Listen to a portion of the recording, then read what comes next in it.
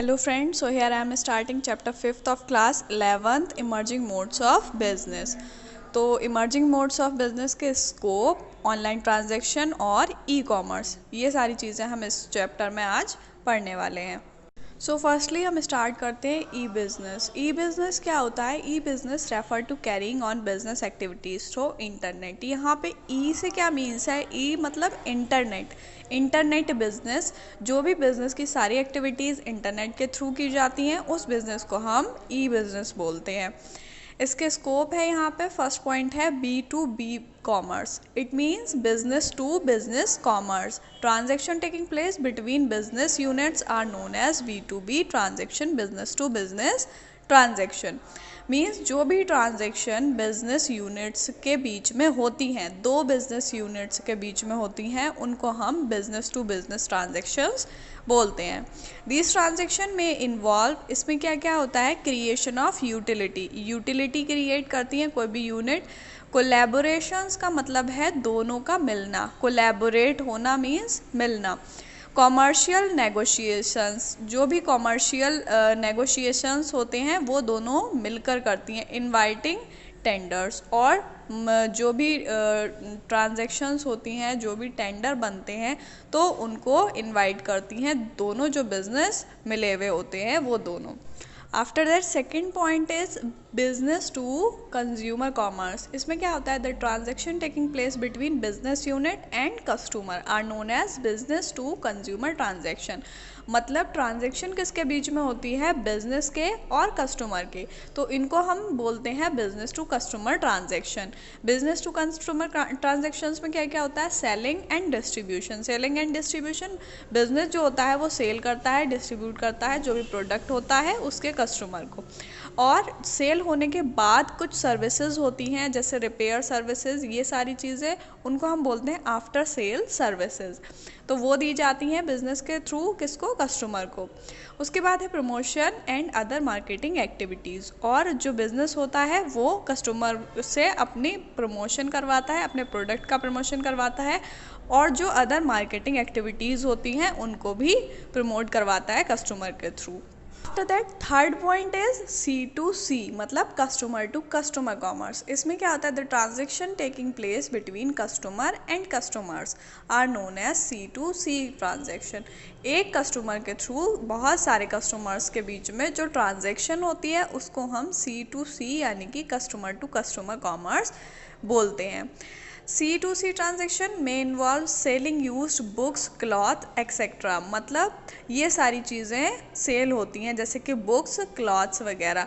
Books मान लीजिए किसी एक कस्टमर की होती है, कोई एक स्टूडेंट है, उसकी बुक्स उसने पढ़ ली हैं, फिर उसको बाद वो क्या कर देता है? किसी दूसरे कस्टमर को सेल कर देता है।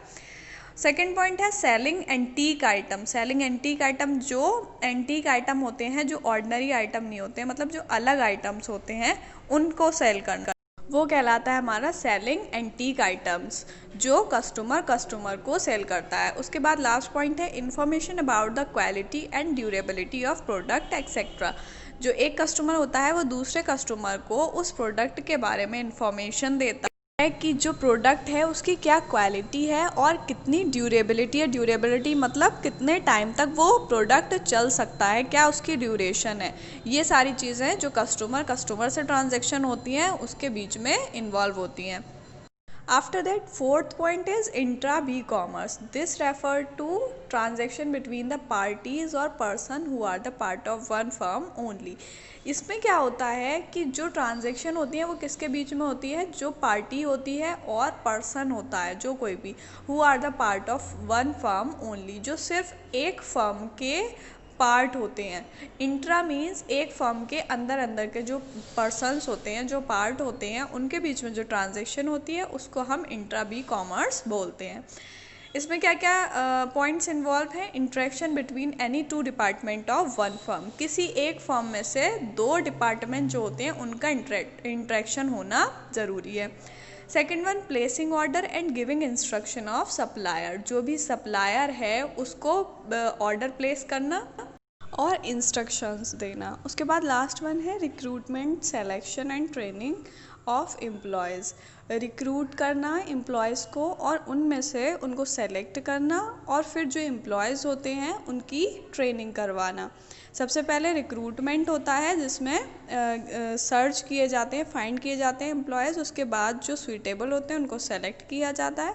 उसके बाद अगर उनको कोई स्किल उनमें नहीं होता है, कोई वर्क उनसे नहीं आता, तो उसके लिए उस चीज़ की ट्रेनिंग प्रोवाइड की जाती है। उसके बाद है ऑनलाइन ट्रांजैक्शन। ऑनलाइन ट्रांजैक्शन क्या होती है? E business refer to shopping through internet और ऑनलाइन। ई बिज़नेस का मतलब क्या है? इंटरनेट बिजनेस का मतलब शॉपिंग करना थ्रू इंटरनेट, इंटरनेट के थ्रू या फिर online. Online opens up the whole world as one shop. Online क्या है? पूरे वर्ल्ड में है जो एक शॉप की तरह वर्क करता है। There are 3 phases of doing business in e business और ऑनलाइन। 3 फेस होते हैं ई बिज़नेस में बिज़नेस करने के। फर्स्ट वन, पहले रजिस्ट्रेशन करवाना पड़ता है।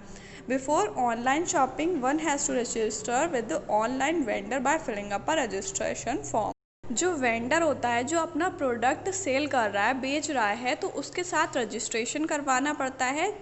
एक रजिस्टर्ड फॉर्म होता है जिसको फिल करना पड़ता है शॉपिंग करने के लिए। उसके बाद सेकंड पॉइंट है प्लेसिंग एन ऑर्डर। जब रजिस्ट्रेशन हो जाता है उसके बाद in online transaction the order can be placed by picking and dropping the item in the shopping cart. Shopping cart जो दे रखा होता है ऑनलाइन ट्रांजेक्शन्स में, तो अपने आइटम को उस पिक करके उसमें प्लेस कर दीजिए और अपने ऑर्डर को प्लेस कर दीजिए।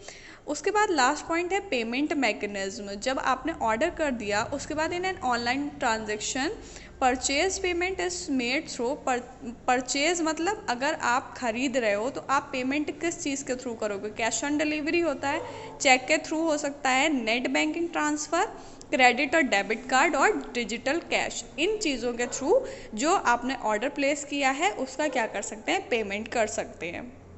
ऑनलाइन ट्रांजैक्शंस में हमारे ये तीनों पॉइंट आते हैं जो हमें अपने कोई भी प्रोडक्ट, कोई भी चीज़ खरीदनी है, ऑनलाइन ट्रांजैक्ट करना है, तो उसके लिए ये चीज़ें करनी पड़ती हैं। After that security problems related to e commerce. E commerce जो होती है उससे जो सिक्योरिटी होती है उसकी, उसमें क्या क्या प्रॉब्लम्स होती हैं उससे related. The main security problem of e commerce are, first one है ट्रांजैक्शनल रिस्क। जो भी ट्रांजैक्शन होती हैं, लेन देन होता है, उसका जो रिस्क होता है वो एक प्रॉब्लम होती है। डेटा स्टोरेज रिस्क, जो सारा डेटा स्टोर करने का होता है उसका एक रिस्क होता है। Risk of threat to intellectual property and privacy, जो प्रॉपर्टी होती है और जो प्राइवेसी होती है उसका एक रिस्क होता है। उसके बाद आता है resources required for successful E business implementation of E business. क्या क्या रिसोर्सेज की ज़रूरत होती है, क्या क्या रिसोर्सेज रिक्वायर्ड होते हैं ई बिज़नेस के लिए। फर्स्ट वन है कंप्यूटर हार्डवेयर। कंप्यूटर हार्डवेयर होना चाहिए पहली बात तो। उसके बाद टेक्निकली क्वालिफाइड स्टाफ, उसको जो चलाने के लिए टेक्निकली क्वालिफाइड स्टाफ चाहिए होगा, उसके लिए एम्प्लॉयज़ चाहिए होंगे जो उस वर्क को ठीक से कर पाएँ। उसके बाद computerise system of receiving payment, मतलब जो भी ई बिज़नेस करेंगे, जो भी प्रोडक्ट हम सेल कर रहे हैं, तो उसके लिए उसकी जो पेमेंट आएगी उसको रिसीव करने के लिए कंप्यूटराइज सिस्टम होना चाहिए। वेल डिज़ाइन वेबसाइट, एक प्रोडक्ट जो आप सेल कर रहे हो उसकी एक वेल डिज़ाइंड, अच्छी तरीके से डिज़ाइन की हुई वेबसाइट होनी चाहिए जिस पे कस्टमर जाके आपके प्रोडक्ट को देख सके। उसके बाद टेली कम्युनिकेशन फैसिलिटीज़।